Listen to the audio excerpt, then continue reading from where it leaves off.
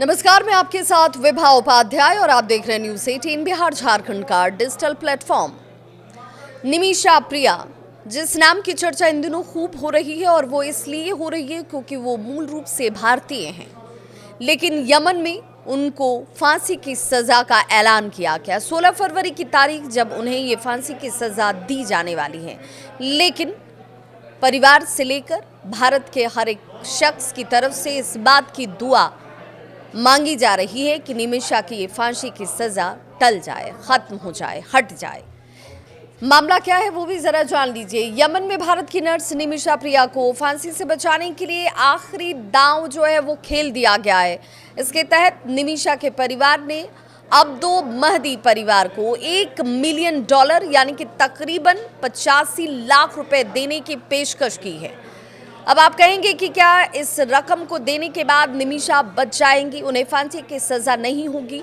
तो यमन के कानून के तहत ऐसा प्रावधान है और इसीलिए वो आखिरी दांव भारत ने चला है। निमिषा को अब्दो की हत्या के मामले में ये फांसी दी गई है और इसी फांसी पर चढ़ाने की सजा जैसे ही 16 फरवरी को सुनाई गई, परिवार की चिंता बढ़ गई। इससे पहले परिवार ने कहा था कि हमें कोई औपचारिक तरीके से जानकारी किसी आधिकारिक प्लेटफॉर्म पर मिला नहीं है, लेकिन अब परिवार ने इस बात को माना है और इसीलिए कोशिशें शुरू हुई हैं। 85 लाख रुपए देकर निमिषा की जान बचाने की कोशिश की जा रही है। यमन के शरिया कानून के मुताबिक अगर अब्दो का परिवार ब्लड मनी लेकर मान जाता है तो निमिषा को फांसी नहीं चढ़ाई जाएगी।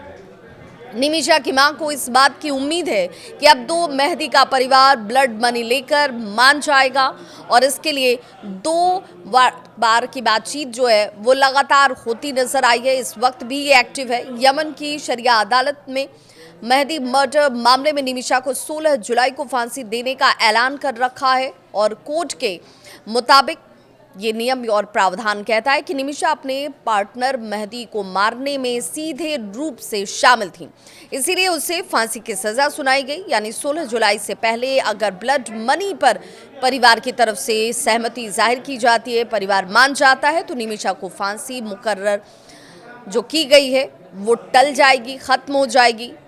लेकिन अगर परिवार नहीं माना तो उसे फांसी पर चढ़ाया जाएगा। निमिषा को बचाने के लिए उनकी मां केरल से वहां पर डेरा डाले हुए हैं, यानी केरल से उन्होंने यमन तक की यात्रा की है। निमिषा को बचाने के लिए एक ग्रुप भी यमन में तैयार किया गया है। निमिषा की मां ने एक इंटरव्यू के दौरान ये कहा कि केस लड़ने में उसका पूरा घर अब तक बिक चुका है।